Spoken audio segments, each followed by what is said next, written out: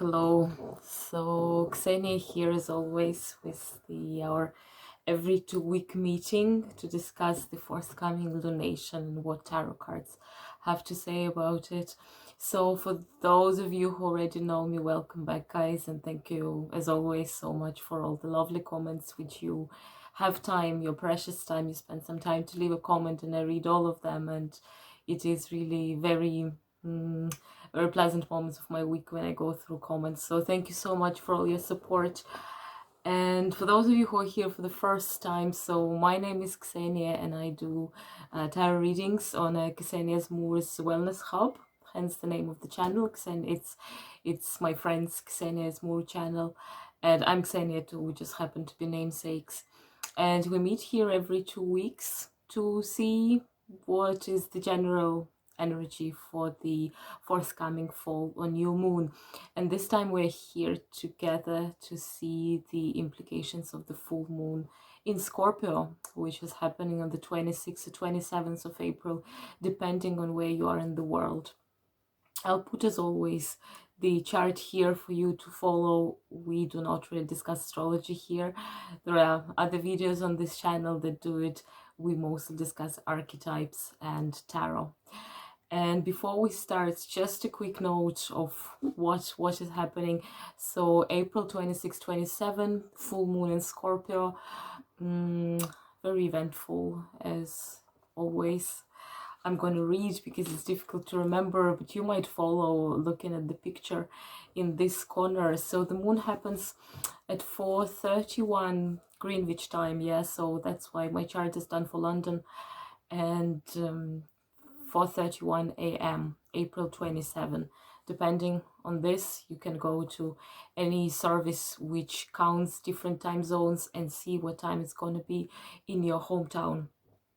The moon is happening at 7 degrees Scorpio, and clearly when to the full moon, the sun is opposing.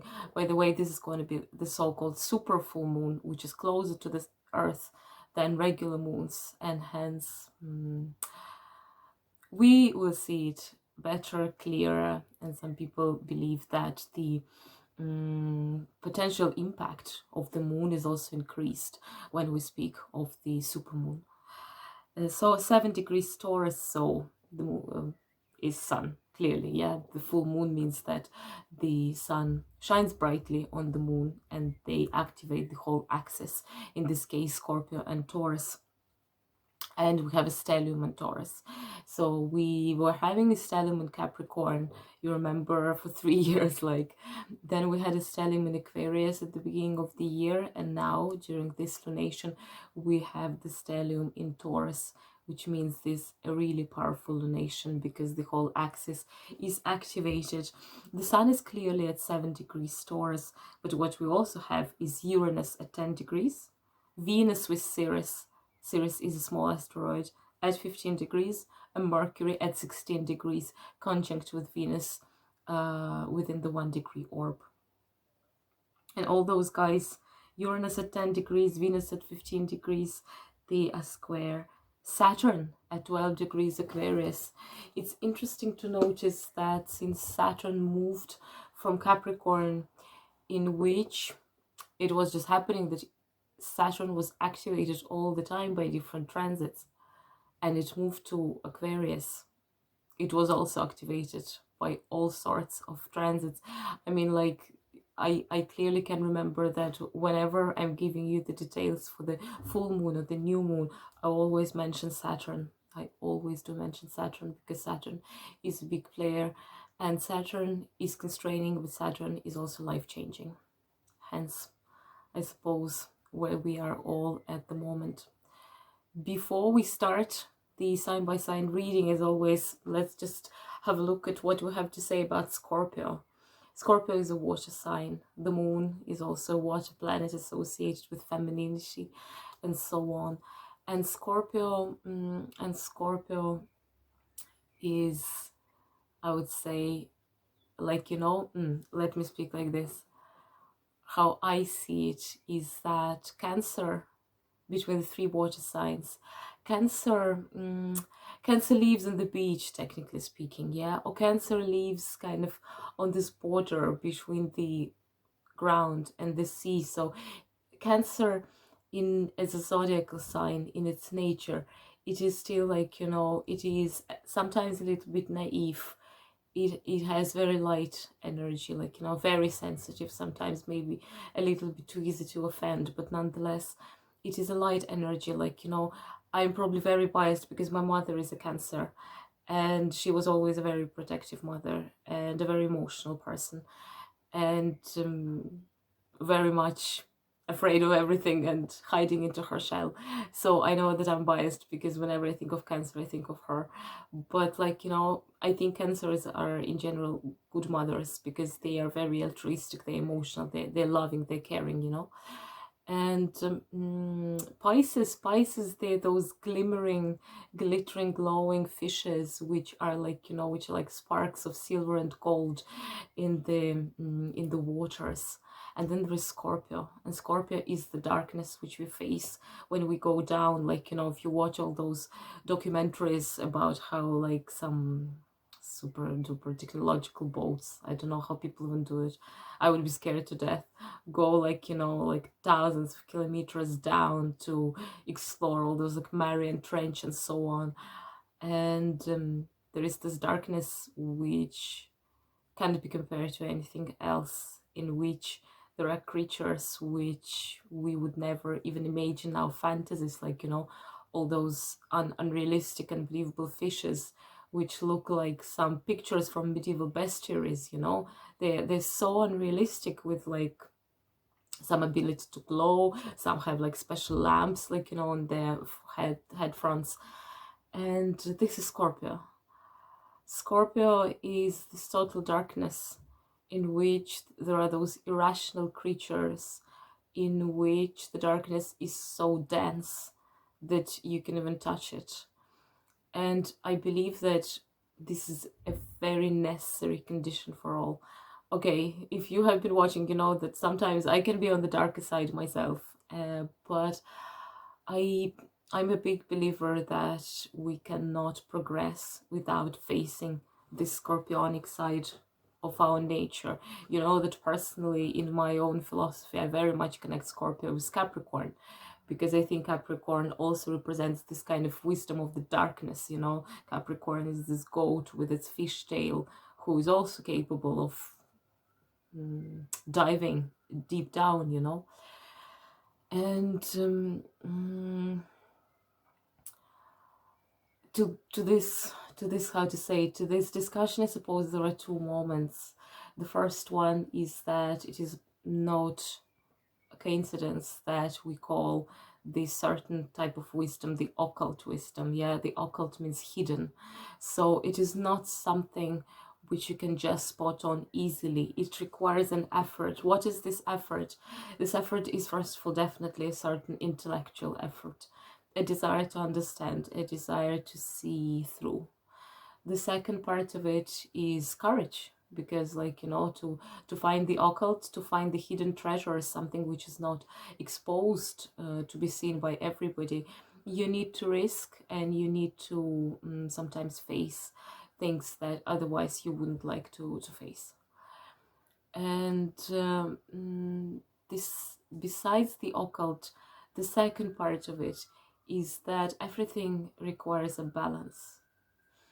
I noticed, because, like, you know, I can't say I watch many YouTube channels or anything, like, you know, but I suppose this is this like white noise which more or less reaches you, and especially I know it from many decks, that certain attitudes, especially in the so-called this new age spiritual movement, it is so sugar coated. And there are decks of, especially not tarot, because with tarot you can't do this trick, but there were plenty of oracle decks which would be just all angels and amazing gifts of love and prosperity and abundance. So whatever card you're getting, the advice, and I want to really stress it, the advice is more comfort than challenge. But in the comfort there is no growth.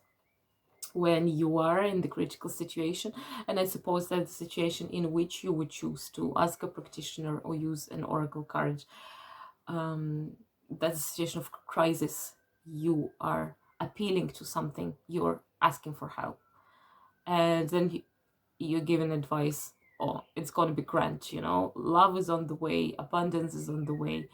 There is this risk of kind of taking the responsibility from your shoulders and just sitting down comfortably and waiting. And it gives you comfort at the same time, which is this sugar coat, which kind of like, you know, lulls your mind and lulls your internal feelings. And not to be mistaken with hope, because hope is very important. But at the same time, when taken the wrong way, hope can be very debilitating. And so I suppose that Scorpio is this reminder of being very careful about all this sugar-coated light working. You see what I mean? So when it's all glowing unicorns and mermaids and love is on the way and it all works so perfectly, first of all, I don't think that's true, because I think that the first sign of any kind of ascension is that you're getting sick and everything suddenly goes shitwise, you know. But not necessarily so, but very often so, and you shouldn't exclude it. I mean, like, whatever growth you're experiencing, whatever you're getting closer, you're approaching closer your true self, your true destiny, you will be challenged more. It's like, you know, like again, Jesus said that uh, I'm sorry, I obviously do not know how it is in the English translation, but the how I can translate it from Russian would be something like, to whoever is given a lot would be asked back from this person, you know. So the more gifts you're given, the more challenging your circumstances become. And I think that Scorpio is here. Scorpio is here like this guide in the underworld, the guide which we all need, the guide which shows us that the poison in its tail, it can kill you, but at the same time, you know, the poison of a snake, it can also cure you. So the poison can be both a weapon and an antidote.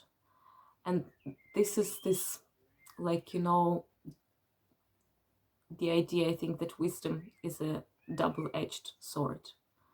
The fact that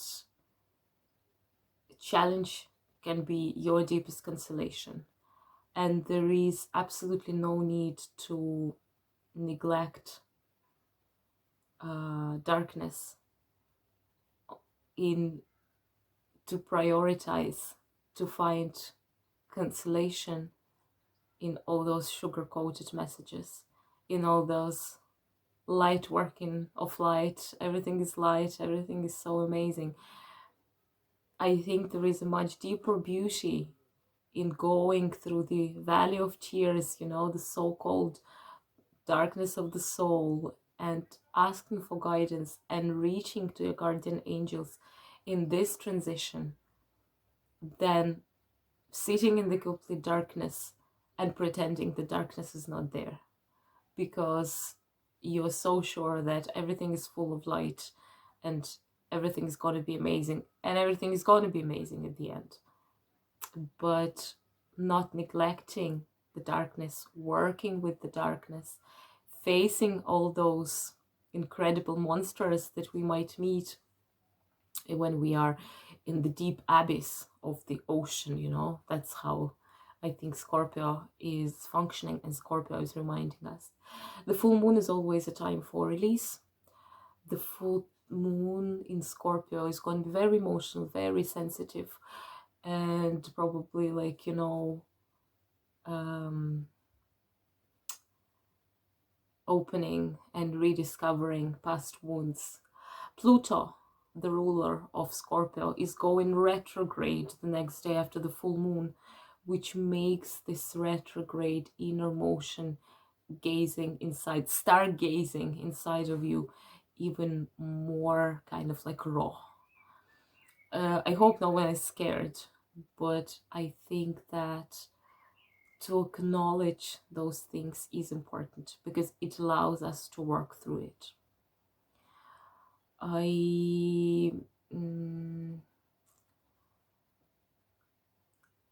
I'm thinking of like historical parallels. I was listening recently to a podcast about like how things happen to states when the whole state turns to a system of self-destruction, like happened to Germany in the 30s, for example, yeah, like is happening to some other countries as we speak. And most of the time it happens because people prefer not to see darkness, not to see crime, not to see the mechanisms of destruction. And that's how a psychic works, and that's self-protective mechanisms. But it is important to have your eyes peeled and to acknowledge what's happening, because it allows us to not accept those mechanisms as a norm. It allows us to counteract those strategies which probably destroy ourselves or the others, and ultimately to preserve our sanity much better than if we choose to neglect the unpleasant moments of everyday reality. I personally, I suppose Scorpio is one of my favorite zodiacal signs by its meaning, because I think it is deep, it is wise, and it is deeply healing and deeply transformative. In tarot, you know, the card of Scorpio, it's major arcana number 13, death. Death is often portrayed in tarot as a phoenix, and I suppose, if I'm not mistaken, even in astrology, Scorpio is associated with the snake and the phoenix, and snake means wisdom, and snake means healing. Hence the snake, you know, it's the symbol of medical profession all over the world. It's a snake together with the cup, yeah. And phoenix is obviously the symbol of rebirth. So because there is no death, death is followed by rebirth. And for today's sign by sign reading, we are going to have a new deck, and I'm excited. And I think it is very interesting that it arrived just before I was filming this video. It is not in any way an ad, and not in any way a paid promotion or anything. It's just that there is this man, James Reeds, or R. Eads. I'm sorry, I'm not sure how to read his name. And he's a creator of a very famous Prisma Visions tarot. It was absolutely mind-blowing tarot in which all cards, when you put them one by one, side by side, they create a bigger picture. And I think it was such a step forward to show that exactly all the keys of tarot, all the cards, they're like maze, they're like, you know, they're all interconnected, because that's the journey of the soul. And this person came up with the new cards. It's called the Cosmo Visions Oracle. And I was, you know, there are all those like startup projects like Kickstarter and so on.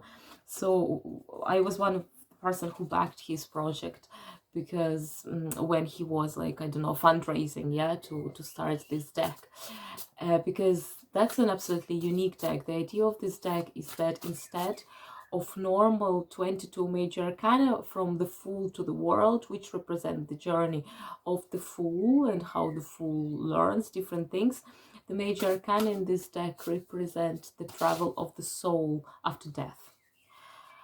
And so they are all very non-conventional. I'm gonna obviously discuss them in a conventional way, because I suppose this deck, it is mostly for exploring the kind of like the past lives, yeah, the past lives, or the probable connections to, like, you know, soulmates and so on. So it is related, the deck is very transcendental. It is related to the experiences of the soul, not in this world, but on the journey that the soul makes in the afterlife. And I found it very interesting to use this deck for the Scorpio moon, because the cards are very different. And so the first card, the card number 0, which a normal deck would be a Fool. In this card, it is Death, because that's when it starts for the soul. That's when the soul journey starts. And the last deck, the last card, which is the World, usually it is kind of going back to Earth. Yeah, so it is the reincarnation. So those are very beautiful cards in general. I love his style. They're absolutely magnificent. And I'm going to use this deck today. I'm going to obviously discuss the cards. I'll see how it will work. I'm going to discuss them in the traditional major arcana system, because it's not a specific afterlife spread that we're doing. It's just our regular things to see how we are going to survive on this earth. But we'll see how it works. I mean, like, if I see something that I feel needs to be said, I will say it. So here we are. So let's begin, and we start with the Scorpio. Scorpio, so the moon is happening in your first house, yeah? In your first house. And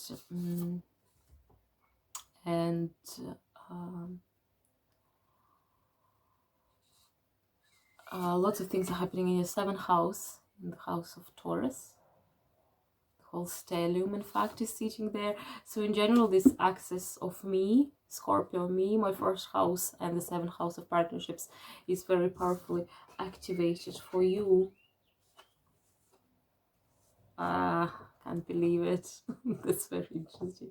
Now you would see what I mean. Yeah, so if you're only watching, we're using to deck a very non-conventional deck, which is called, the Cosmo Visions Oracle. And the idea is that the system is very different.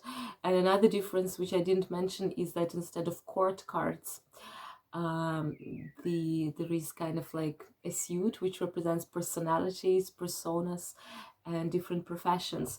And you got one of those. So the one that you got is the Entertainer. That's the name of the card. 5 of Birds, that's 5 of Swords, and the so-called past lives. Major arcana number 13 in usual deck, that would be Death. And the Death card is the card of the Scorpio. So the Scorpio came into its own reading. That's absolutely fascinating. So Scorpio, you came into your own reading. That's wonderful. Let's start with the Entertainer card. That's an interesting card because, look, Scorpio, for you, the full moon is actually in your first house, is actually opposite the stellium in Taurus. Absolutely everything sitting in Taurus at the moment, along with very emotional planets like Venus, along with the Mercury, the planet of speaking and, like, you know, expressing yourself. And your ruler Pluto in Capricorn is going retrograde after the full moon, pretty much the next day. The Entertainer is a very ambiguous card, same as any entertainers. Entertainer is the soul of the company, you know, especially when we speak of, like, you know, 7th, your access to the 7th house activated. Entertainer is the person who makes everyone laugh, who makes people feel good about themselves. At the same time, you see this Entertainer doesn't really have his own face. Entertainer in this deck, he has this idea of a fool, or of it like joker jester, you know, at the king's court. It is a person that makes everyone laugh and feel good, but at the same time we don't know what's happening in his own soul, and he probably prefers other people not to see his face, you know. So it is a good card to get in a way, because it is like the promise of popularity with your contacts, and probably certain abilities to reach the success by the skillful use and application of your gifts in the manner that would entertain other people, that would suit other people, that would ultimately bring you popularity and success. At the same time, be sure that it is not to the decline of your personality. That, and I mean, I'm speaking of it not professionally, I'm using the profession as a metaphor, you understand.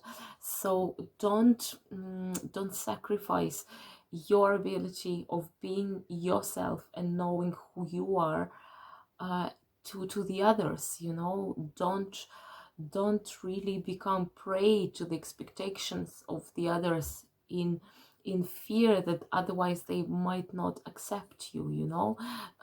For this entertainer, I suppose an important part is to find his face, because everybody's already clearly entertained. Look how skillfully he's jungling those balls. But the moment, just bear in mind that the moment the public would discover that he has no face, he would be the first to be called a fraud. So I suppose it is important to find your face and to not be afraid of showing the way you truly are, even if this true self might sting, you know. Next card is Five of Birds. Five of Birds, it's also like, you know, I suppose all the cards more or less speak about the others, again, because of this stellium, because your 7th house is activated, and because of Venus, which is in your 7th house, is currently squared with Saturn, which can make certain clashes, you know. And Mercury is also sitting there very close to Venus, and also Uranus is also there. So, like, you know, it is this electric energy, and Saturn is involved, and so on. And again, Five of Birds speak of very similar issues, but maybe in a more even radical way. You see there are two birds fighting here, and the bird is protecting its ground so well that she herself knocks one of her eggs from the cliff. See what is involved in your games. See what is the price you're about to pay. It is important to protect your ground, but this is Five of Swords. Swords is this huge of mentality, of planning, of intellectual, like, you know, very, very grounded, very well thought, well measured approach. Think about the price you're about to pay, because, like, clearly the life of the egg is much more precious than whatever petty conflict this ladybird is having with the second bird. So always think of the price that you are paying for either facing the others, challenging the others, or for pleasing the others, because after all, those are the same two sides of the same coin. The idea is to be yourself, and it's not a big surprise that you came into your own reading. In this deck, the past lives, it's the card which is usually death, number 13, which is depicted in many decks as a phoenix, as the rebirth of the soul, and which means Scorpio himself. And I usually take it when the card Major Arcana, which represents the sign, comes into the reading. It's always a big call to get closer in the alignment with who you are, get in closer alignment with yourself, especially during this moon. This moon, it's all about you. This moon is in your sign. It's a full moon. You can try to release the strategies which are not working, and to ask for help to be brought in more alignment with who you are supposed to be. In this regard, this card speaks of the past life, so all those people, that's you, you know, technically speaking. Those are all the reincarnations that you ever had. So and here you see they're coming together in front of the bonfire. They're all holding hands. So it is this very powerful visual sign of how different parts of your experience, of your personality, are invited to come together to make a more whole picture, you know, so that this entertainer, yeah, the so-called entertainer, by the way, I think it is the Page of Pentacles, you know, Page of Pentacles. So, and pages, they're all a little bit immature, so it is about gaining maturity through connecting like dots different parts of your personality. Oops, losing my cards. Next one is Sagittarius. For you, the full moon is happening in your 12th house, yeah, 12th house, Scorpio, very karmic house, very karmic house, which is very much in line, because look, the 12th house is about release, is about changing something, is about letting go, and full moons are about letting go, and Scorpio is definitely about release when it's with its inherent influence of Pluto, which is very much about release and the underworld. So what's in store for you? Oops, dear Sag. Let's have a look. Okay. Beautiful. Very watery. Very watery. And very 12th house, because look, you got the romantic, this card. You got the 3 of lotuses, which is 3 of cups, and karma. Karma, it's arcana number 11, so it's justice, but very fitting for the 12th house, yeah, because karma is very much about release. So when we even look at those two things together, I think, like, you know, Sag, for you, this full moon would be very nice for releasing and clearing your karma, because you got 2 water cards together with karma. So we can get this image of basically the water pouring on something and cleansing it and purifying it. The romantic, I'm not that familiar with the deck, but it's definitely, it's either the Page of Cups or the Queen of Cups. No, it's not the Queen of Cups. I'm sure it's the Page or the Knight of Cups, either of those. But in any way, what is the romantic? The romantic is, I'm obviously thinking first of the literary movement, but I suppose the romantics as poets, like, you know, when like poets like Goethe and Novalis, and like, you know, the first and foremost romantics, or composers like, you know, like Chopin and Liszt and so on, they would very much agree with what I was saying in the introduction, because the image of the romantic is very transcendental. So it is about deepening of senses. It is about always looking for more, you know. It kind of, because it's the water sign, what it makes me think, you should go and listen. Probably there is one of the preludes of Chopin, and it's called the Raindrop. I think it is his opus 15 from his 24 preludes. And how he wrote it is that he was in front of his piano and he suddenly kind of like imagined himself submerged, and he heard how like the water is pumping across his chest, and that's why he wrote this kind of like, there is a very distinctive rhythm of the raindrops like in this tune. So it is what it is. The romantic is not afraid of the depth. The romantic wants to go deeper, and the romantic is definitely not afraid of any traumatic experiences, you know. I suppose this card in this deck is so peaceful, and my interpretation is so dramatic, you know. But look, guys, it is what it is. The notion of being a romantic includes a certain depth, whether we want it or not. But if you decide to make this deep journey into your soul, to face, like, you know, to lament certain things, because definitely romanticism, I suppose, implies a good portion of sentimental feeling, you know, like sentimental feeling, and kind of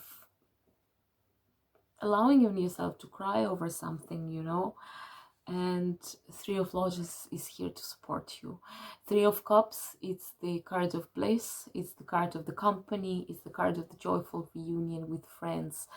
And here we see there are 3 lotuses blossoming and 3 people rowing, you know. So if you need to reach out, reach out. And I don't know why, but I'm getting this idea that help and support of friends might even come from the place from which you would never expect it, which was not your immediate choice, because maybe of the notion of Scorpio, that it is something hidden and the occult. And then the karma is justice. Yeah, the karma is the divine balance. It is the balance that our souls are composed of, the bricks which are kind of created from the what we have done in the past lives, what other people have done, and so on. And so there is this notion of karma, and karma, it is also related to the wheel of samsara, but it is also related to this, like, you know, it is like in this kaleidoscopic, yeah, like, you know, different, same number of details create different ornaments, and that's how our souls are recomposed. So the karma card is justice card. It speaks of the eternal balance, so it speaks of the necessary release which might be required to restore this balance. At the same time, it speaks of the fact that things might look different, but things are the one. And in fairness, not even speaking of past lives, this might have been advice to reconcile different parts of yourself, of current self, and yourself from the past, because clearly we are different people. Like, you know, when I remember how I was when I was like 20, I don't even want to remember certain parts. I just want them to be forgotten and erased from my memory, because I'm so ashamed of my own behavior. And it is important to do this check and to reconcile different parts of your own personality, you know, and to acknowledge that you are like this, you're like this tube with those kaleidoscopic ornaments yourself, that you can turn the tube and the ornament would change, but these are just the different combinations of the same pieces of your soul, which is still you. And that's important to acknowledge as well. Next one is Capricorn. Capricorn, for you, Scorpio, is your 11th house of friends and networks and all those things, right?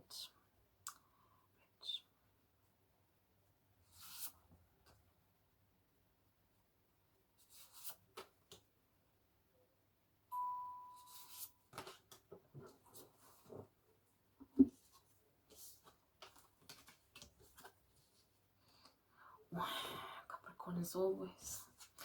Capricorn, okay, it makes sense. You got the Swan. It's number 2. It's High Priestess.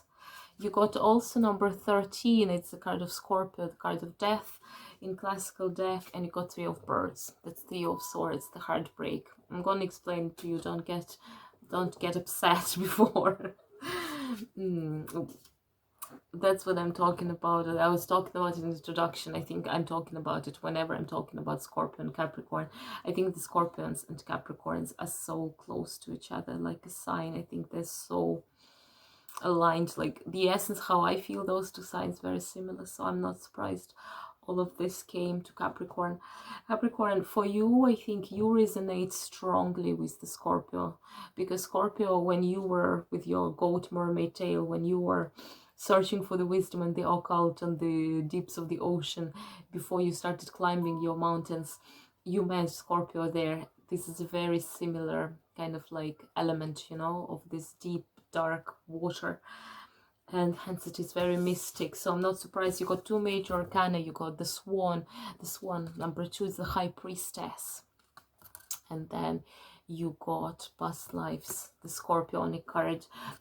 High Priestess astrologically is the moon, and death, major arcana 13, is Scorpio, so full moon in Scorpio. Simple as that. High Priestess is very mystic. Yeah, it is this. I remember I was talking in one of my readings that it is this cold feminine archetype, not the archetype of the mother, but the second archetype, the archetype of a disciple, the archetype of a witch, the archetype, like, you know, of a teacher, kind of like, you know, it is colder, it is stricter. The Swan in this deck, so the deck, how it evolves, the deck starts with the 5 birds, which bring the soul, like, you know, to its kind of like to its opening, to its travel in the underworld. And the Swan, it's it's kind of like, you know, it is this alchemic stage of purification, because, you know, the first stage of alchemic transformation is the so-called nigredo, so it's the black stage of, like, you know, the initial stage. And the second stage, it's the whitening of the metal, it is the purification of the metal. And I always find it absolutely mind-blowing, this deck, how it is deep, that there is the mirror reflection of the swan. Swan is the high priestess. She is related to silver. She is related to the moon. She's reflected to this kind of, not reflected, related to those, like, you know, to the mysticism. But also, what do you think when you think of the mirror, you know, like Alice through the looking glass, you know?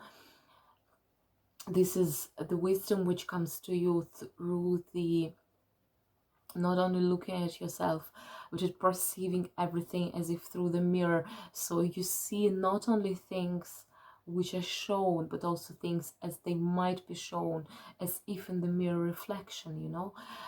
It is about deeper understanding of yourself and the others, and definitely very mystic. So in all fairness, Capricorn, maybe you will get a sudden revelation. Maybe you would see as clearly as in the mirror where you need to go, what needs to be released, what needs to be done, you know. And yeah, Scorpio, the card death, speaks of the past lives, not past lives, speaks of death and rebirth, hence it is called the past lives in this deck. And I will repeat what I told for Scorpio. If you look at this, those people there kind of in this deck, according to the mythology of this deck, those are different reincarnations of yourselves. When you meet yourself in the other world and you know who used to be, and all those people are holding hands. So it is like connecting yourself. Actually, I guess this meaning is coming for lots of signs, that you need to connect different parts of your personality. You need to kind of deconstruct and reconstruct yourself, and that would be your death and rebirth. And then Three of Birds is Three of Swords. It is this broken heart, it is sorrow and heartbreak. But look, Capricorn, Pluto is going retrograde the next day after the full moon. Pluto rules Scorpio. Pluto is this planet which rules underworld, trauma, wound, heartbreak, and it is happening in your sign. You would be required to revisit your past relationships, your past wounds, your unhappy moments. That would be anyway. But you know what? When you get to the point of the revisioning your broken heart, you would be fully ready, because you would be so strongly, like, you know, so strongly in the mode of the high priestess to face it. And high priestess definitely has all the necessary strength to be able to address all those issues, right? Promise you. So next one is Aquarius. Aquarius, for you, the Scorpio is your 10th house of career. Let's see what's happening for you there. There is a stellium in Taurus, and Saturn in Aquarius, a 12-degree Aquarius, is squaring lots of planets in the stellium. It's squaring Uranus at 10 degrees Taurus. It is squaring Venus at 15 degrees Taurus. So lots of clashes. It just happens for you, Aquarius, that Saturn for some reason is in this position, that it squares absolutely everything in Taurus. And Uranus is a slow planet, so it's been forever at this 10 degrees, and there is this ever-present square of the old and the new, which is so... Saturn is like the stronghold, and Uranus is like this lightning which strikes the stronghold and makes it crumble. So that's pretty much, unfortunately, I suppose, the energy you need to go through. But look, when, as we say in Russia, the holy place, the sacred place, cannot stay empty for a long time, you know. When something is destroyed, something new emerges. Very interesting. This deck has a bonus card, which is called Sleeping Ships. And it's a card which is supposed as left for the tarot interpreter to interpret. You got Ace of Swords, and then you got Seven of embers in this deck. That's 7 of Wands. Phoenix, by the way. Phoenix is a sign of Scorpio as well. Sleeping ships, yeah. So I hope you would be able to see. This card shows the symmetry of ships. See, it's here, it's here, it's here. And I need to say, surprisingly, I will just continue from what I was talking about. That's exactly what I mentioned, that the holy place doesn't stay empty for a long time. There were shipwrecks in your life. Probably lots of things crumbled. But look what's happening. The nature is taking over. Now there is a stork which is already sitting on one of the ship. Probably it makes a house out of it. Other, like, you know, here, this one is already related to the root system of the tree. There are like mushrooms growing on it. The third one also, there is moss on top of it. It's again, like, I mean, I suppose we'd be seeing today this imagery everywhere, the imagery of death and rebirth. But when there is a shipwreck, the new forms of life take over. And that's it. I suppose I very much love this card also because of how enigmatic it is, even with the question mark here. And I'm not surprised that it came for you, Aquarius, because I think from all the signs of the zodiac, with the new stellium which moved into your sign, the foundations of your life have been shaken, and probably you are the last one adopted and used to this energy so far, and you're the one for whom the change was very feelable. I don't know, it was easy to feel, because we are all speaking of the age of Aquarius and all of this royal conjunction. And the question mark, it is like, you know, it is like an overarching symbol of the spirit of your life, just a question mark. What is it? But the answer is simple enough. You just give it time and you see what would grow from the shipwrecks that you have experienced. Ace of Swords. Ace of Swords, sword is the suit of air. Aquarius is the air sign. Ace is a new beginning. The new beginning is on the way. You would feel much more comfortable. Just give it time. And the new full moon in Scorpio is very transformative. So I truly hope that the necessary kind of like impulse for transformation would be like, you know, would happen to you, if I may say so. Seven of embers, 7 of wands. 7 of wands, it's usually something like, you know, there are people fighting, so you need to protect your ground. But in this deck, it's actually, I don't know, once it's the suit of fire, the suit of creativity, the suit of spirit. And here we see that there is a phoenix born from some book, from some grimoire. And there are also like 7 fiery pillars, you know, from the ground. I think that you might get some revelation, because the nature of Scorpio is very revelatory. I don't know. You got what I mean. So, to be honest, maybe like even look for the messages, maybe for like the messages in the written word. Like, I don't know, maybe you would read a book or something, and then something would strike you and you would find a clue towards your rebirth, because here it is figuratively, like there is a phoenix, the rebirth which comes out of the book. The book, it's a written word, so it is, again, it can be any communication, it can be a portion of news that you might get.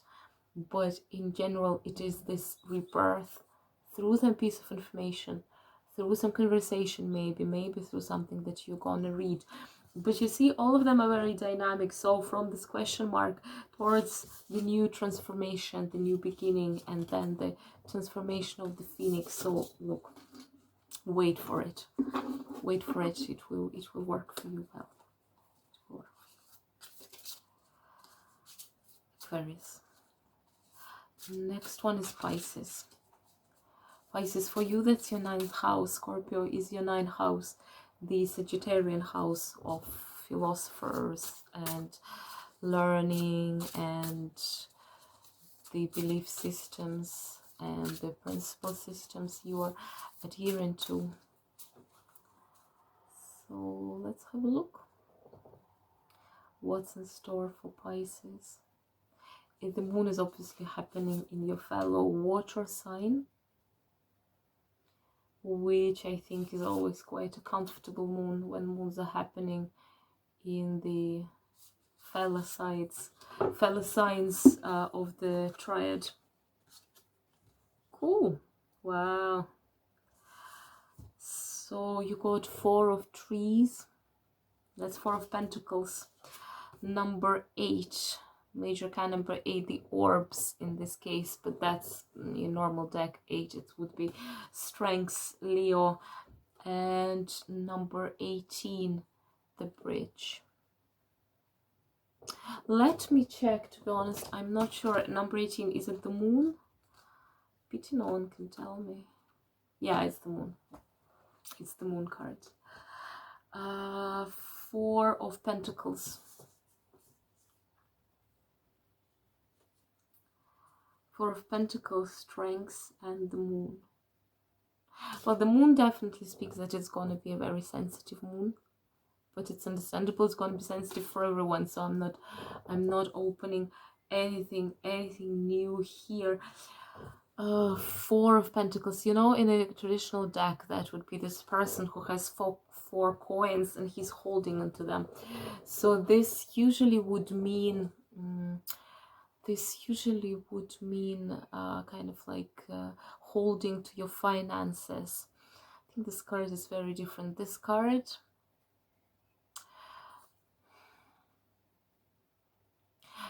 is very much about fixing your approach to how you conduct business, and because it happens in the 9th house of maybe, I don't know, ethical and philosophical principles, work ethics, very much, to be honest, or ethics in life in general. Because what we see here a very busy kind of farm, I suppose. Yeah, there are those lavender fields. There is also a tractor which is here. It's all, this car is very busy. We can almost hear how like the crops are growing, the plants are going through. The man is clearly very busy taking care of all this entrepreneurship, of all this kind of area of responsibility. You know, it is about responsibility. It is about the approach of how we do things. So maybe because Scorpio is very transformative, that's the area in which something needs to be done. And I think this would result in two, how to say, in two very contradicting reactions, probably, because the orbs in this deck, it card strength, but the orbs, they're more like wisdom. According to the mythology of this deck, the orbs, so that the souls kind of the saints, the souls which do not reincarnate anymore, which are just sitting there, and they have all the wisdom in the world. So probably it is in a way related to, I don't know, Akashic records or something like this. So it is the totality of wisdom which they can share, but they don't know the future. And that's important for me, because 4 of Pentacles, it is about the future. It is how you would use your finances, how you would use your resources in order to achieve success, and how you can make ultimately the life better on this earth through like more ethical, more like wise application of it. So I guess it is the advice to ask for advice. Yeah, it is the invitation to ask for advice, to ask someone who is wiser, to get the knowledge, and to make your foundation very solidly based on this knowledge. Because the moon speaks of the opposite. The moon means building on the water or building on the sand. The moon means illusions. The moon means like anxieties and uncertainties. And this might also be present during this moon, because this moon is all about transition, and here we're talking about picking up a new approach. And I don't know, with 4 of Pentacles, I suppose that's more like of the way you conduct business. And this might result in lots of anxiety and unnecessary feeling of kind of like ground escaping from under your feet. But the orbs, let's remind us of the original meaning. The original meaning is strength, and strength, it is about being grounded. There is a lion, it's the card of Leo, so it is about having all of your forepaws firmly on the ground, and knowing how to proceed through connections with the other, through asking for advice. Primarily, that's how I see it. Next one is Aries. Aries, for you, the full moon in Scorpio. This is your 8th house. Yeah, because our whole house system is obviously connected to Aries, because Aries is our collective first house.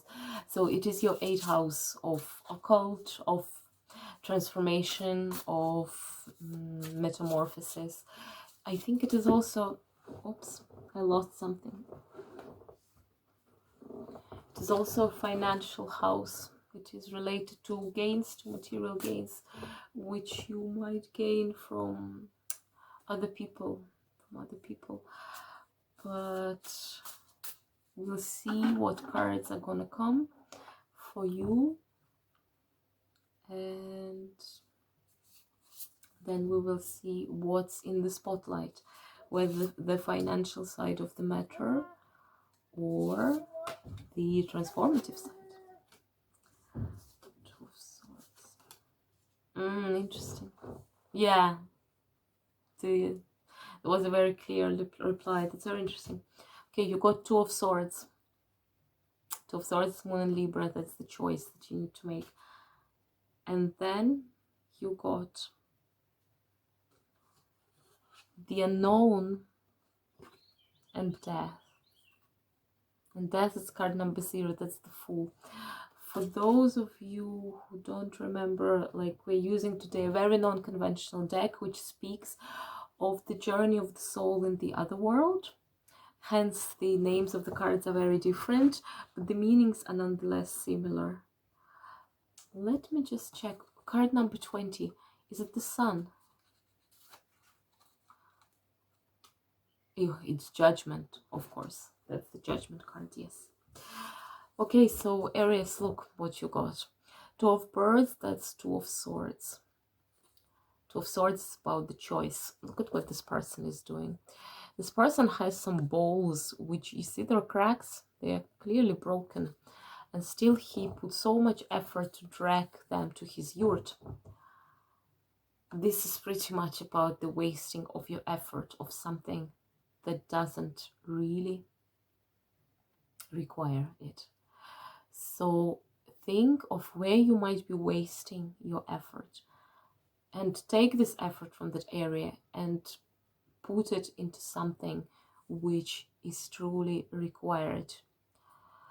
Two of Swords is the choice you need to make before you get into this mode of transformation, because the Unknown, which is here like the Judgment, you know, Judgment in the normal deck, it is the Judgment Day, so it is when the angel is blowing the trumpet, the pipe, and the souls are waking up in their tombs. Here it's the opposite, because the deck is about the journey in the underworld. You see that here is the soul which travels through the unknown back to the earth to be reincarnated in the body. In any way, this speaks of transition. Either you're awakening to the eternal life, or you're awakening to the new life on earth, metaphysically speaking.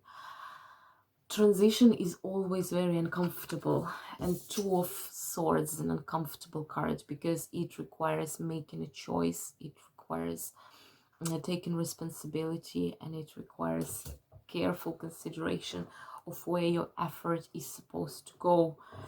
But the Judgment is, in a way, your award, your reward, you know. The Judgment, why it is called the Unknown here? Because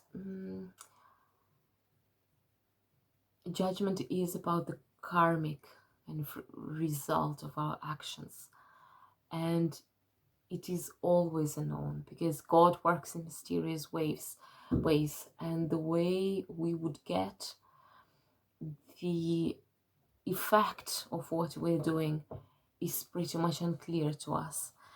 And I guess the advice here is to take the unknown as with the excitement rather than with fear. To unknown you can only surrender, you cannot change it. We are naturally afraid of the unknown, but the law is to not be afraid. And in general, I believe that fighting the fear is a very important lesson that we all need to go through it. So don't be afraid to face the unknown and in a way surrender to the unknown. You take the full responsibility, but in the meantime, you leave room for the unknown force to come and change the situation to the way in which it's supposed to go. And the last card is the death, but death, it's number 0. It's the full card. It's the beginning of the new journey. It's beginning of the new path. The scorpionic full moon in the card, in the house of transformation, in the house of rebirth. And that's what you're getting, like, you know, one cycle is about to end and a new cycle is about to begin.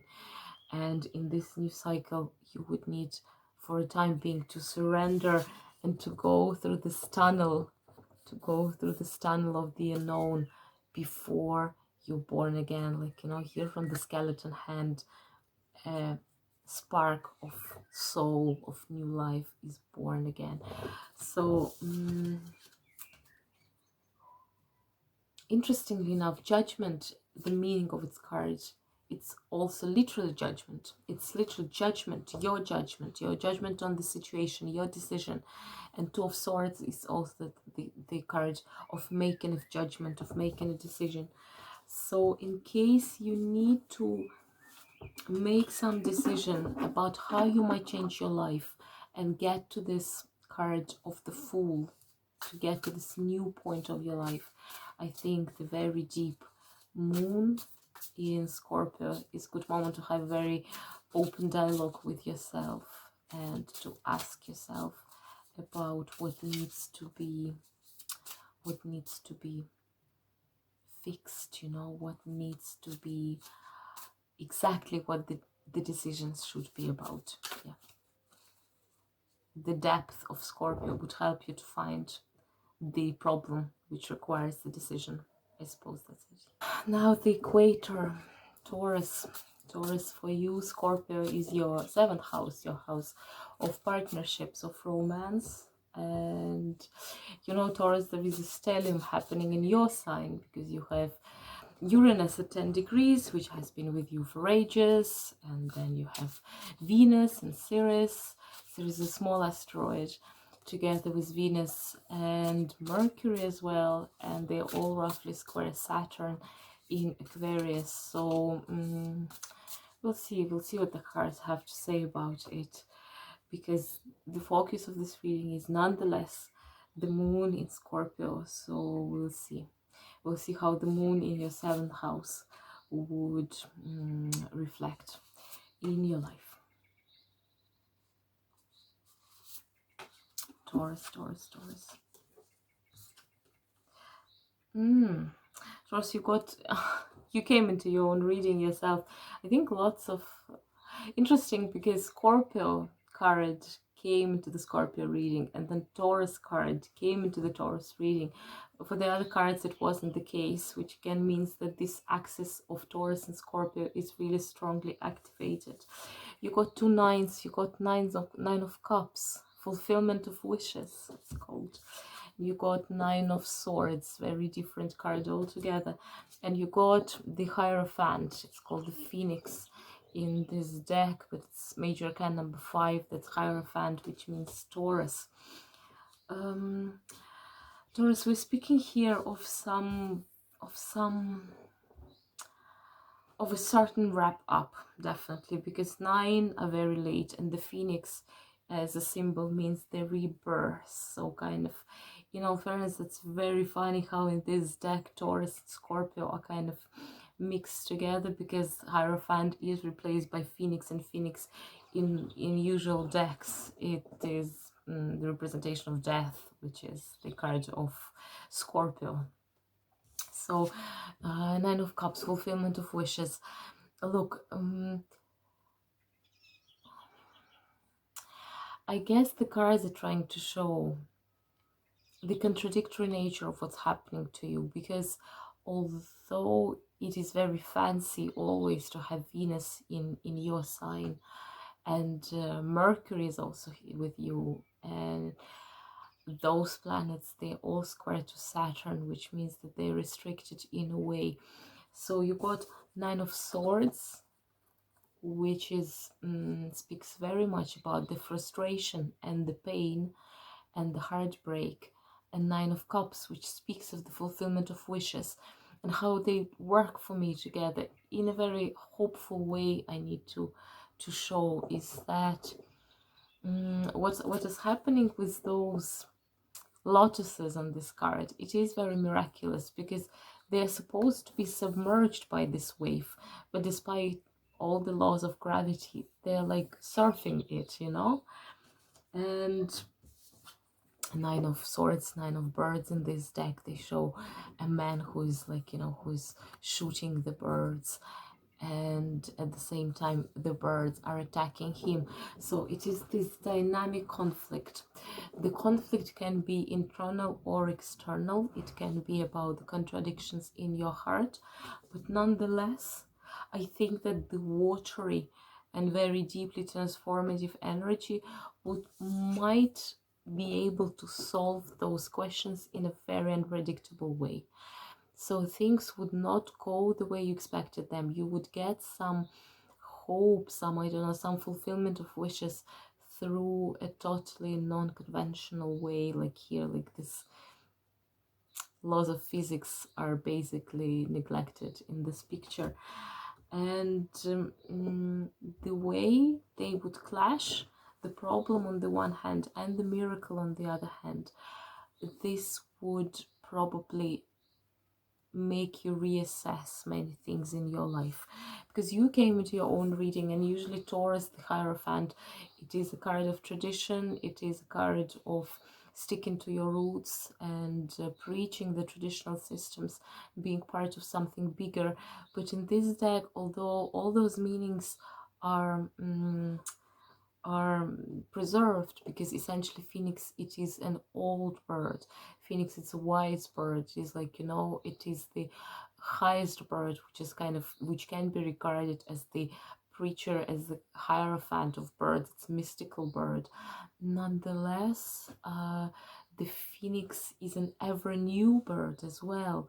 So there is this contradiction as well. We speak a lot about contradictions. Maybe that's the square of Saturn active, and with Uranus, which is very revolutionary, this old and new, you know. So phoenix is the oldest bird, but it is also the ever new bird, which is constantly reborn, being reborn. So maybe, to be honest, that would be the advice as well here with the Nine of Swords. When the frustration builds up, what you might do is to ask for this renovation and purification that the water implies in itself. And while being connected to the roots, it is this kind of new wine in the old bags, you know. So try to bring the element of renovation, because it's in the seventh house, yeah, in the matters of your relationship with the others. So it is not about the revolutionary change of your circle of friends, but it is about treating those relationships in a new way, which probably would alleviate whatever tensions might be there. Jeez, things are falling.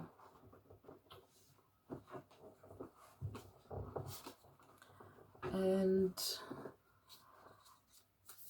soon there will be the new moon in Taurus, very many new things. So this full moon is like a precursor of the new moon in your sign, and if you are Taurus sun, of your birthday as well. So maybe that's maybe this is the strategy you might want to implement.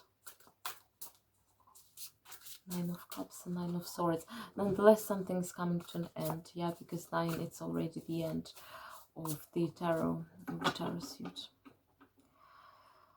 Next one is Gemini. Yeah, Gemini, for you, that's your 6th house. 6th house is the house of Virgo, the house of health, of routine. And where is Scorpio and where is health and routine, right? Very different, very, very non-routine energy, so to speak. What Scorpio is. 9 of Swords, 2 9 of Trees. Taurus just got 2 9s, which means that something is wrapping up. You also got 2 9s. You got 9 of Swords, by the way, same as Taurus. And you got 9 of Pentacles. Very different cards. And you got the Mender. The Mender, she's the Queen of Cups. Which direction they came? They came like this. So 9 of Swords. Swords is a suit of air. That's your sword. That's your energy. You might be challenged mentally or intellectually. Maybe you are, by the way, probably absolutely burned out or something like this. That's what comes to mind, because again, 9, it requires already lots of effort was put into something, lots of responsibility. You might feel challenged, you might feel burned out, and you don't have much power and much strength left to respond in a proper manner to those challenges. And this is balanced by the 9 of Pentacles. 9 of Pentacles is a very different character. 9 of Pentacles is the card of bliss, of material bliss. To be honest, probably this is even an advice: take a better care of yourself. And I know that's not very much Scorpio, that's more like Capricorn or Taurus, but Taurus is very much activated, and Taurus is your 12th house. And Mercury, which is ruling you, is now in your 12th house. So Mercury, your ruler, before it enters your sign again, it has already done the full cycle, and it is very tired, and probably so are you.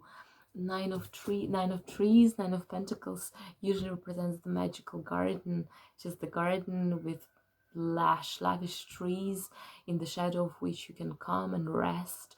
There's also the protective, kind of like the protective building, the castle, the temple probably. And you might just create some atmosphere of resort for yourself, so that you might recalibrate. Look, you got the Queen of Cups, who is called the Mender in this deck. You need to mend something. The Mender mends broken things. It's peacemaker. It fixes things which no longer serve. And I'm afraid you might be at the point when this thing, it is basically your body.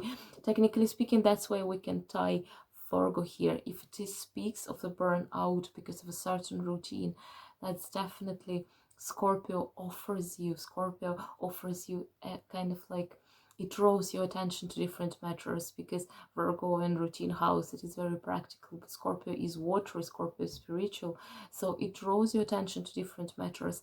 And the different matters for you is probably to mend yourself, to kind of to focus on the more on the spiritual, on the 12th house matter with Taurus as well. Probably when Mercury would move soon to Gemini, you would get a kind of influx of energy, but so far the cards just kind of like scream of rest, that you need some rest, that your routine need to be transformed in any way. When we speak of Scorpio, we speak of transformation, whether we want it or not. And I think the Mender is so appropriate for this Virgo house, to take care of your body. So I don't know what's going to be. Maybe it's going to be a massage. Maybe it's going to be just chilling with hot chocolate and a book, you know, instead of doing some extra work. Or like, you know, I don't see it as reaching out to someone. I think it is a very intimate process, which would be by yourself and about yourself. But you should be paradoxically in focus. Maybe that's also the one of the facets of Scorpio. I take Scorpio as a selfish energy in a good way. I'm personally, I'm definitely very much for being kind of like me first, others second. It's important to take care of yourself. Only then you can help others, you can be of better service to the world. So ultimately being selfish, paradoxically enough, is a very noble reason, noble thing to do. Next one is Cancer, right? Cancer, for you, it is your 5th house. Scorpio is your fellow water sign, and it is your 5th house of romance, of children, and of creative self-expression. I also think that for Scorpio, same as for Pisces, the moon is quite a comfortable one because it happens in your fellow sign.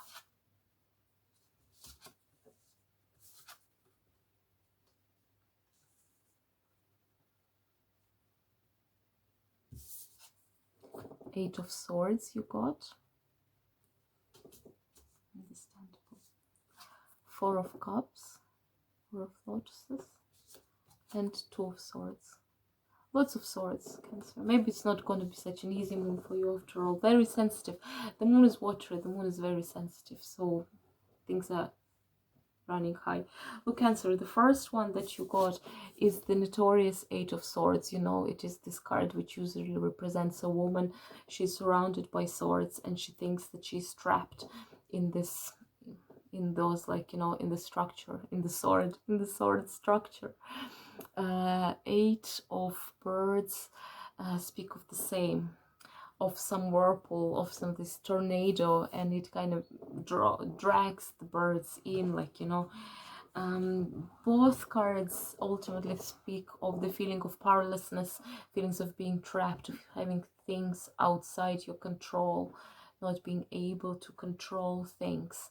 And I believe if that's your case, if you get very emotional and you feel like you are not, the grasp of things is escaping you, the how to say, the advice is very close to your heart, I suppose, because the 4 of Cups is the card of home. It's the card of home, of celebration, and home can be the card of marriage, by the way, because the 5th house is the house of partnerships and romance. Maybe, like, you know, your marital partner or your partner in general would provide you kind of this has a very different perspective of what's happening to you, and can be this peaceful island. Look how they look together. This suit of swords is obviously very turbulent and very dark, and then there is this super duper peaceful 4 of lotuses floating, you know. As you know, lotus, it's also the symbol of Buddhism, symbol of meditation, of the crown chakra. And the 5th house is the house of our crown chakra, because crown chakra is the chakra of self-expression, and we express ourselves in the 5th house as well. So maybe it is about reaching stability through such practices, through meditations. If you do this, this would allow you to see more clearly, to rebalance the effort you put into different things, and to see how to get out of the trap of the situation. Because 2 of Swords, it's moon in Libra, it's about a choice. A choice requires to be made, and the choice you need to make needs to be very clear-headed. And maybe the support of your family or the support of spiritual practices would be the one to show you the way. In any way, you need to calm down and find the 4 points of stability. Through that, you will be able to make a fair judgment, a clear-headed judgment, and through this you would be able to liberate yourself. The card of 8 of Swords, it speaks of liberation as well. You see what I mean? It speaks of being trapped, but ultimately of the chance to get liberated. And we liberate ourselves through very clear decisions. And in order to be able to make those decisions, we need some support. We cannot make decisions when we are too emotional. And for you, it may be a painful moon in a way that it is very emotional. It is also super moon, which means that it is closer to the earth, and it is very kind of like emotive in its state. Next one is Leo. Leo, for you, it's your 4th house of home. Scorpio is your 4th house of home, of siblings, of family matters. Yes, so It's all about family now.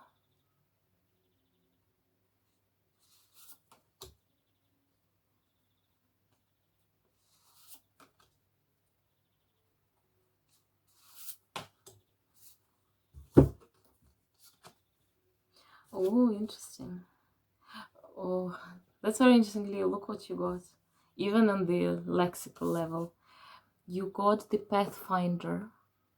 It's one of the court cards. I'm not sure which one.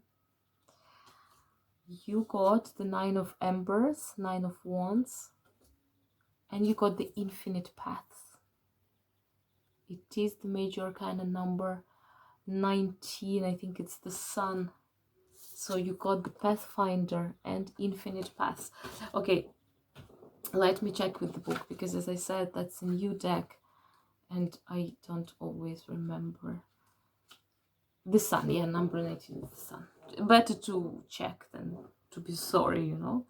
And you came into your own reading as well, in a way, because Sun is your ruling planet, and the Sun card, it's astrologically also the Sun, the Pathfinder. So Pathfinder is one of the personalities, the court cards. I'm not sure which court card it is. I suppose it should be the Page of Cups or the Knight of Cups, because of the setting, you know. I suppose the Page of Cups. You're invited to find your path. Simple as that. The Pathfinder is a risky business, yeah, because the Pathfinder, I think it's a real profession, yeah.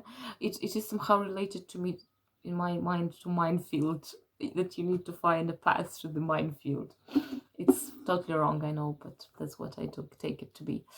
Look at this Pathfinder. It reminds me, it actually has the face of a Leo. Look, it has a Leo face, like a female Leo and tail. It's some creature which doesn't even have shape. It's not even anthropomorphic yet, and not zoomorphic entirely. It's in between species, in between a human and an animal. And I suppose that's how all the Pathfinders are feeling, when you feel that you have not taken shape yet. You have not found your path yet, and you need to go and find the path which would suit you. It is risky.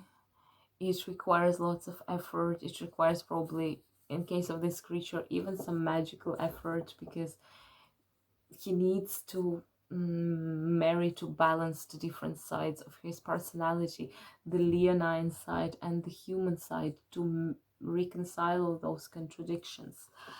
And this might well lead to a certain eruption. I think that the moon can be very emotive for all of us. But you got the Nine of Wands here. You see, it's an erupting volcano. It is like when you're telling to yourself, oh God, I've had enough. And you just erupt, and this lava, it just kills everything miles and miles around you, you know. So it is about knowing how to control the anger that you have, the frustration that you have. To be able to be a Pathfinder, you need to stay in the water sign kind of mode, to be mobile, to be flexible, to be very focused, to be able to change direction when needed. You might become very emotional and erupt, but this technically would lead you nowhere. If you know of a productive ways of how to erupt and how to direct your negative energy, please do that. After all, Scorpio is about death and rebirth and the ultimate release. So release all this build up which is sitting inside of you, and then you would get to the Sun mode. And Sun, when it shines, it shows us multiple possibilities. It shows us the whole landscape. Hence, the Sun is infinite paths. And the Sun, you know, when days are getting longer, people are usually feeling better, people are feeling more hopeful. So maybe the Sun would ultimately show you that there are so many possibilities, and you would take it as an adventure, because you're adventurous enough. You just need to get rid of what's inside, use whatever release techniques you can, and then be the Pathfinder on your infinite paths. And I just can hope that the situation will clear up for you, because The sun shines brightly and you can see brightly. The sun is opposite the moon. The moon speaks in tarot of uncertainties, of anxieties. The sun speaks of opening of the paths. The sun speaks of seeing clearly, of feeling clearly, and of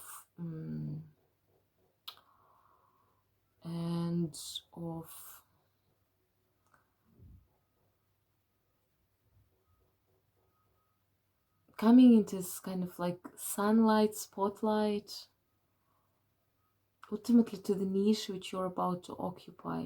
But before you see it's a long road, you need to find this path. No one else can find it, only yourself. It's very interesting. Your keyword for this full moon, Leo, would be the path. The path. Because you got the Pathfinder and Infinite Path. So kind of Pathfinder on infinite paths. Interesting, really interesting.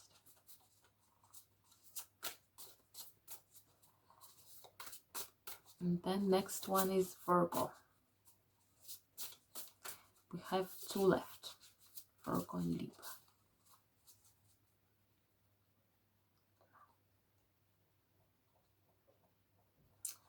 Virgos, for you it's happening in your third house of communication, of truth, of writing, of advertising. So, you also got the High Priestess, like Capricorn. 8 of Wands, 8 of Embers. Then there is a Court card, the Person card, the Wanderer. That's nice. And the High Priestess. You got two very fiery, so I guess the Wanderer, it should be Queen of Wands or Knight of Wands, something of Wands. 8 of Wands is usually about action. You know, in a classical deck there would be like 8 wands, they're cast and they're flying through the air, and here there are like 8 of embers, so the volcano is erupting and all those sparks, they fly. You see, like, this card is extremely dynamic, you know, and one speak of the spirit and one speak of creativity and of revelations. This might be a very active time for you in terms of, I don't know, maybe something even related to work, like in terms of how you would advertise your business, how you would push your ideas further. And I suppose think big and create big and cast your spears in different direction, you know, and see what is gonna reach the final destination. So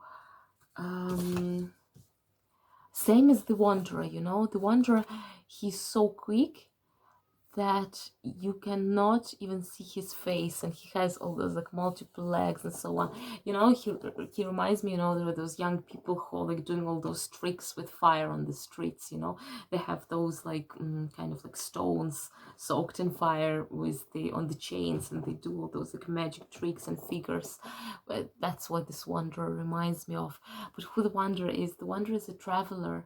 The Wanderer is an adventurous person who has a very inquiring mind. So it is about the sparks of curiosity and in an adventurous mode, checking your not opportunities, checking your options, you know, checking your options, and like, you know, as if you're fishing, casting the fish rod into different pools and seeing what you can catch there, you know. And above all this activity, all this fiery activity of wondering and inquiring and opening up and seeing more and experiencing more, above all this activeness, there is actually the High Priestess, the Swan in this deck. And the Swan, it is the card of tranquility, and they are somehow in a seeming contradiction, but it is, again, because Scorpio is very deep and very spiritual, and there is the scorpionic dimension to whatever you are doing. So you can be very active in your work and proactive, but at the same time, it is through the connection to your higher self. Like High Priestess, she's a very busy person, you know. It is a busy profession, it is a busy lifestyle, but nonetheless, it is through the connection to the highest that the activity is exercised. And when everything is on fire here, it is important to stop and connect, and ask, how does it resonate within me? Am I doing everything right? To reconnect to this deepest, very feminine, intuitive wisdom, because the magic of High Priestess is intuitive, it is the gut feeling. So keep going, keep wondering and wondering and wondering, but do the reality check with yourself. Do the checks with how you feel about the direction in which you are proceeding, you know. Last but not least, Libra. Libra, for you, it's your second house. Scorpio is your second house of self-value, of finances, of financial matters, of career in a way as well. And let's see what's the advice for you here.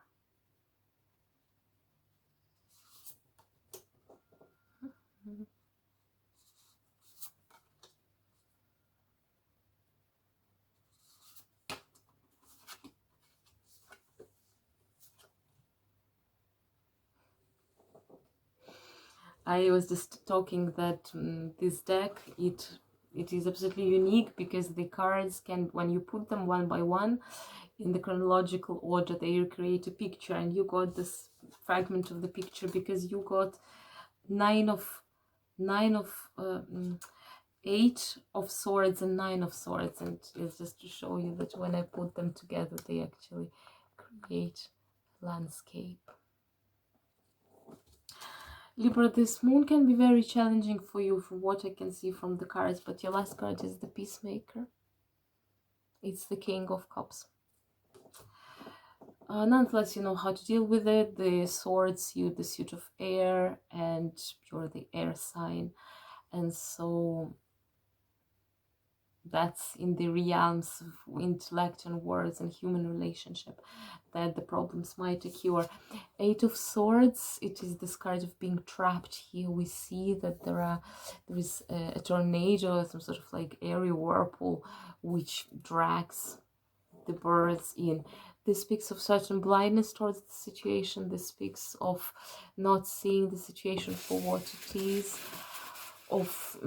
Imagine like if you're standing and there's a tornado next to you, you are getting deaf, you cannot see clearly. Usually this card is related to blindness, and you feel totally trapped, and you feel like the situation is out of your control, and you would be sucked into this element totally, and you would lost your life. This might lead for you to start losing your ground, like on the 9 of Swords. 9 of Swords, you know, usually it is this figure in the bed which wakes up from the nightmare in the middle of the night and starts crying, you know. And in this card you see this person, he's hunting birds, but the birds are hunting him, and the stones start falling from the edge on which he's standing.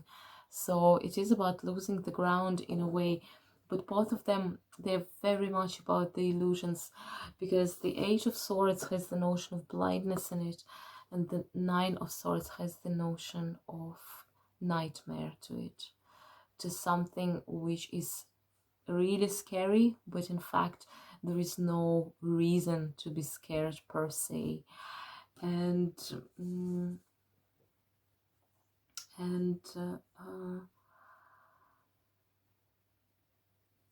so you might be going through this challenge, through the challenge of the 2 cards of 9s, but ultimately after the darkest hour is before the dawn, and after this challenge the King of Cups comes, and he's the peacemaker.